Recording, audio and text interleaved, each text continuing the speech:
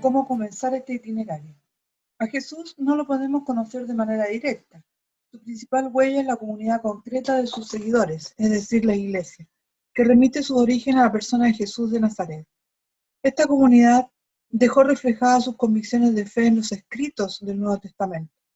Así, por ejemplo, el Evangelio de Juan refleja las convicciones de una comunidad cristiana reunida en torno al apóstol Juan, alrededor del año 95.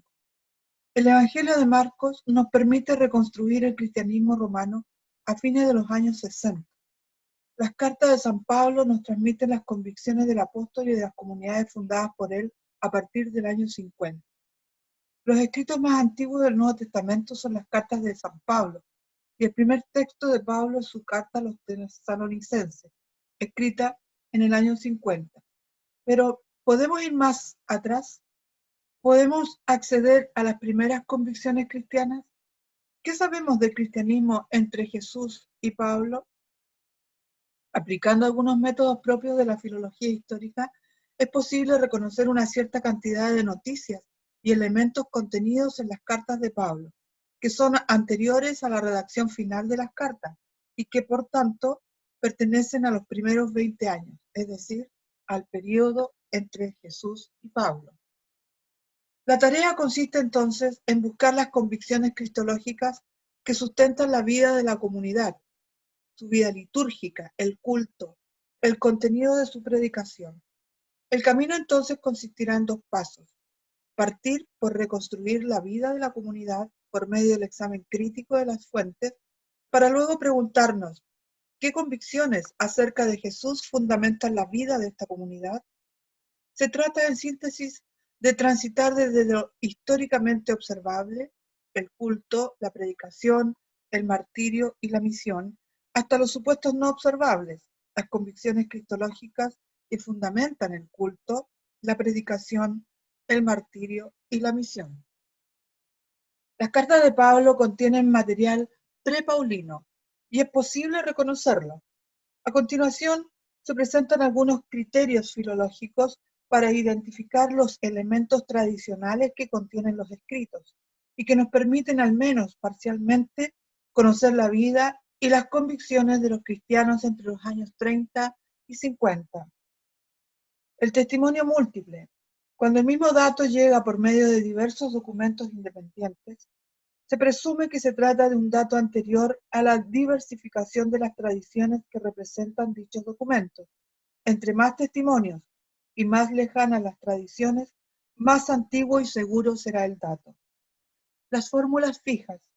Cuando en documentos de diversas proveniencias se encuentran formulaciones más o menos constantes, se presume que cada una de ellas es una expresión de una fórmula fija anterior a la redacción del documento.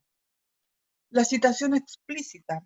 A veces el documento señala que transmite explícitamente un texto o una enseñanza tradicional y por lo tanto anterior. Los términos técnicos son recibir y transmitir. Es el caso de 1 Corintios 11, 23. Porque yo recibí del Señor lo que os he transmitido. Los presupuestos. El carácter tradicional de una afirmación se puede comprobar cuando ella se presenta como un dato dado y bien conocido que no necesita comprobación ni explicación. Se introduce diciendo, ¿acaso ignoran que? Otras veces estos datos son mencionados sin explicación. Por ejemplo, los títulos dados a Jesús, el uso del Antiguo Testamento y algunos términos técnicos como los santos, el Evangelio, conversión, iglesia o parusía, que se utilizan en un sentido diverso del uso normal del idioma de la época y sin dar ninguna explicación. Indicios lingüísticos. Las expresiones hebreas o arameas en las comunidades de lengua griega, tales como amén, aleluya, hosana, abba, maranatá. Vocabulario o estilo diverso al del autor del documento final. Cuando al interior de un texto se encuentra una unidad literaria con estilo o vocabulario diverso al del resto del documento, es posible que se trate de un texto anterior a la redacción final del escrito. Son especialmente importantes las palabras que aparecen una sola vez, ya sea en el Nuevo Testamento o en el autor estudiado.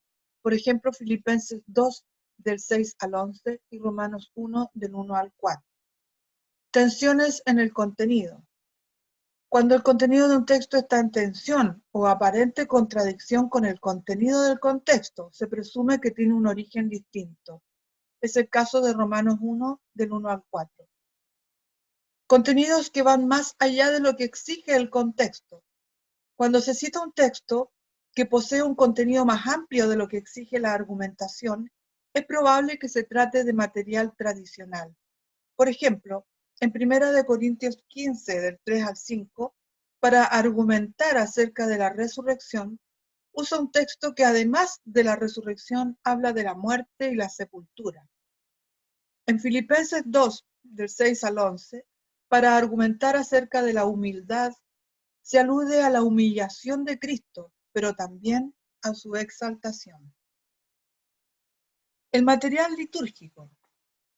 Hay trozos que poseen características de material litúrgico y por lo tanto deben ser tradicionales. Por ejemplo, la conclusión de 2 de Corintios. La gracia del Señor Jesucristo, el amor de Dios y la comunión del Espíritu Santo sean con todos vosotros. O el final de la 1 de Corintios. El que no quiera al Señor sea anatema, maranatá. Que la gracia del Señor Jesús sea con vosotros. Los himnos y cánticos.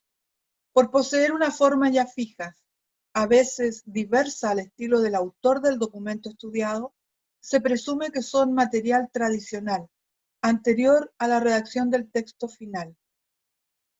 El estilo, la métrica, la simetría, la terminología o el contenido difieren del contexto y por lo tanto se trata de textos anteriores, insertados en un documento al momento de la redacción final.